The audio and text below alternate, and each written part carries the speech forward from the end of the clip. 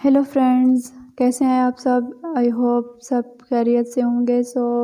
मैं ऐना एक बार फिर आपके लिए एक और टॉपिक के साथ इधर डिस्कस करने जा रही हूँ। आज एक और टॉपिक, तो हमारा आज का टॉपिक क्या है, किस राइटर के लेकर है। तो हम आज जोफ्री चौसर की बायोग्राफी डिस्कस करते हैं। द चाइल्ड ऑफ रिनेसेंस भी कहा जाता है उसको।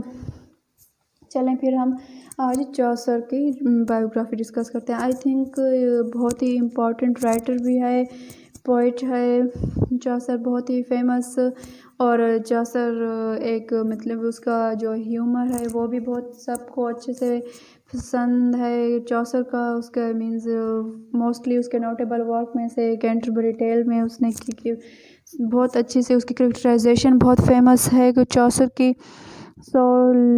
चलें फिर अब हमारा आज का टॉपिक डिस्कस करते हैं जोफ्री चौसर को लेकर, biography of Geoffrey Chaucer. So let's start our today's topic.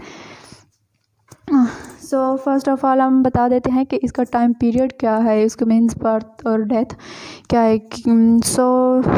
Geoffrey Chaucer was born in 1340 and died in 1400। क्या है इसका टाइम पीरियड, 1340 से 1400 तक है जोफ्री चौसर का time period. So let's move to our discussion. Chaucer's poetry is divided into 3 languages. कितनी language में divide किया गया है चौसर की पोइट्री को? 3 लैंग्वेज में डिवाइड किया गया है। He was a son of wine merchant, कि मीन्स चौसर का वो फादर क्या था, वाइन मर्चेंट था।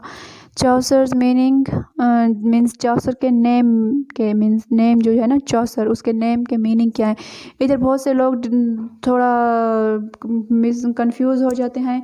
कोई कहता है कि Chaucer was the son of a shoe maker, कोई कहता है Chaucer was the son of a wine merchant. इसको भी, इस कन्फ्यूजन को भी थोड़ा सा क्लियर करते चलो।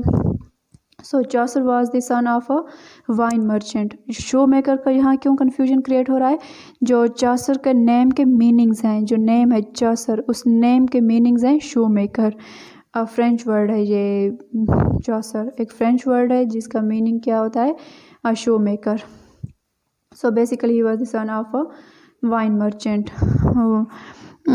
वार was most important in this age, means war को बहुत ये उस एज का, उस टाइम पीरियड का जो एक इम्पोर्टेंट मीन्स इंटरेस्ट थी, जो एक इंटरेस्ट होता है हर एक एज का, उस क्या था उस एज में वार को थी, वो इंटरेस्ट हासिल थी वार को। War was the most important in this age. Chaucer was born in London, कहाँ पैदा हुआ था चौसर, लंदन में पैदा हुआ था। Chaucer was best known for his notable work Canterbury Tales, the prologue to the Canterbury Tales.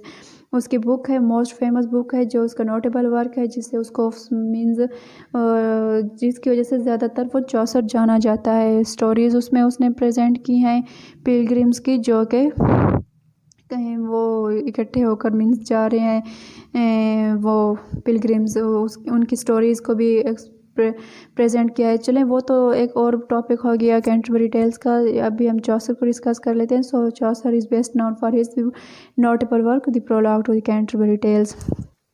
Chaucer is called as the father of English literature, English literature के or the father of English poetry. Means father of English literature भी कहा जाता है, father of English poetry भी कहा जाता है चौसर को, जोफ्री चौसर को। Consider as the greatest English poet of middle ages, middle ages का एक ग्रेट पोइट के तौर पर, इंग्लिश के मिडल एजेस के टाइम पीरियड में ग्रेटेस्ट इंग्लिश पोइट के तौर पर जाना जाता है। 100 years war were major event of his age and Black Death and Peasant Rebellion, means उस टाइम पीरियड के जो मेन हिस्टोरिकल इवेंट्स कह दें कौन से थे। 100 years war हो गई, ब्लैक एज 100 years war हाँ हो गई, ब्लैक डेथ हो गई और पीजेंट रेबिलियन हो गई। ही सा 3 rulers in his life, means उसने अपने लाइफ के जो उसका टाइम पीरियड था, अपने उसकी जो लाइफ थी उसमें उसने 3 उसके रूलर्स को देखा अपने मीन्स लंदन में।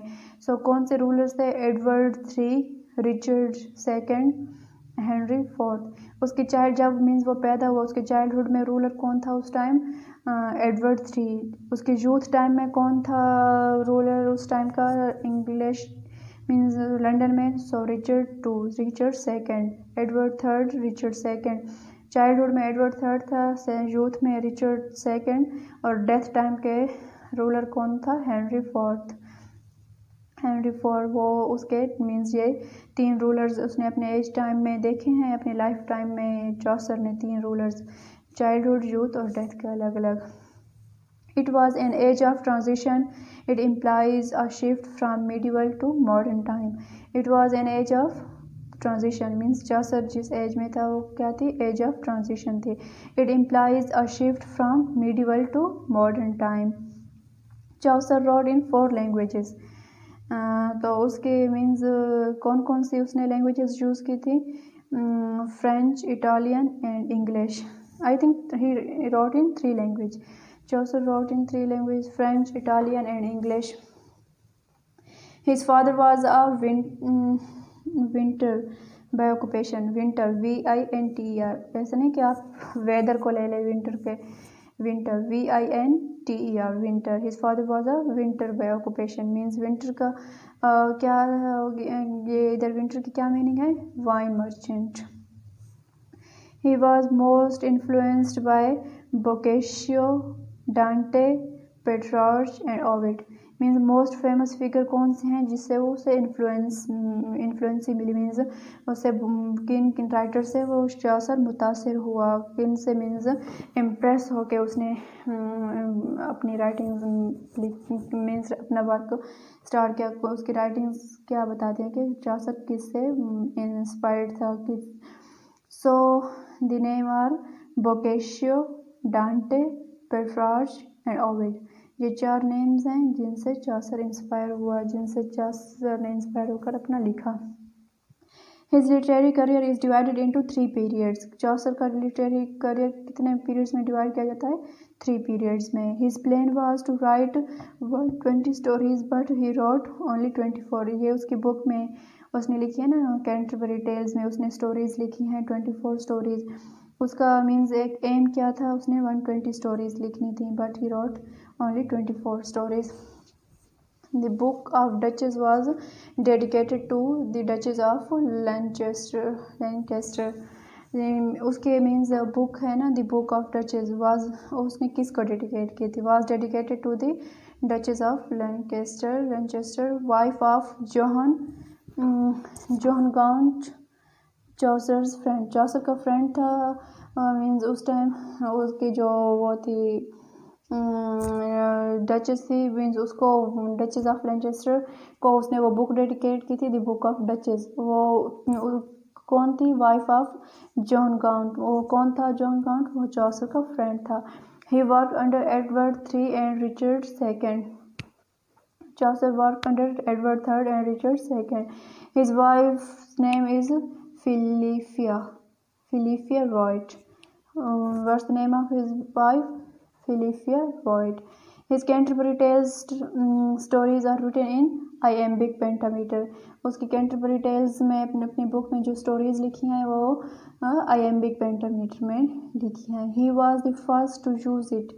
Chaucer was the first to use it. क्या मीन्स किस चीज़ के लिए first means iambic pentameter use करने का फर्स्ट फिगर है जिसने iambic pentameter को यूज़ किया।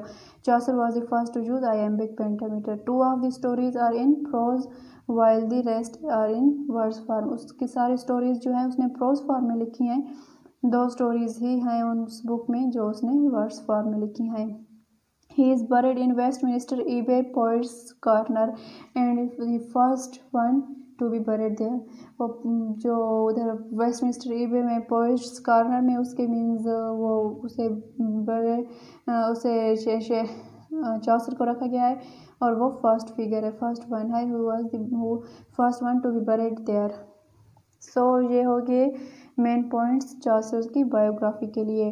चौसर को प्रिपेयर करें कि उसका टाइम पीरियड भी देख लिया, कब पैदा हुआ, कब डेथ हुआ, कितने लैंग्वेजेस में उसने लिखा है और वो लैंग्वेजेस कौन कौन सी हैं, उसका फादर कौन था, उसके नेम के मीनिंग क्या है, उसका इम्पोर्टेंट वर्क क्या है, उसके टाइम एज पीरियड के इम्पोर्टेंट राइटर्स कौन से हैं, उसका मोस्ट फेमस वर्क जिसकी वजह से वो फेमस है वो क्या है, वो फादर ऑफ इंग्लिश लिटरेचर भी है, फादर ऑफ इंग्लिश पोइट्री भी है, ग्रेटेस्ट फिगर है, मिडल एजेस में मीन्स ग्रेटेस्ट पोइट के तौर पर जाना जाता है, उसके लाइफ टाइम में कितने रूलर्स चेंज हुए, कितने रूलर्स उसने देखे उनका भी देख लिया। चाइल्डहुड में एडवर्ड था, एडवर्ड थर्ड, यूथ में रिचर्ड सेकंड और डेथ टाइम में हेनरी थर्ड था। उसने कितने मीन्स रूलर कितने लैंग्वेजेस में लिखा, फ्रेंच, इंग्लिश और इटालियन में उसने लिखा है। उसने आयम्बिक पेंटामीटर को यूज़ किया है, वो फर्स्ट फिगर है जिसने आयम्बिक पेंटामीटर को यूज़ किया है।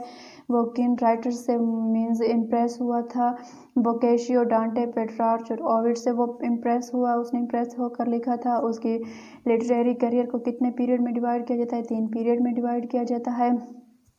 चासर के मीन्स वो बर्थ प्लेस क्या है, वो लंदन है। उसका बरेड मीन्स बरी जहाँ पे किया है उसे वो प्लेस कौन सी है, वेस्टमिंस्टर ईबे पोएट्स कॉर्नर, और वो फर्स्ट पर्सन है जिसे वहाँ पर दफन किया गया है। उसके मीन्स डेड बॉडी को वहाँ पे बरी किया गया है। उसके मीन्स वर्क एडवर्ड थर्ड और रिचर्ड सेकंड के अंडर उसने काम किया है। उसकी वाइफ का नाम क्या है वो भी देख लिया उसने मीन्स सारा मीन्स उसका नोटेबल वर्क वो कैंटरबरी टेल्स हो गया। So that's all, that's the overall biography means main important topics points to cover the biography of Geoffrey Chaucer.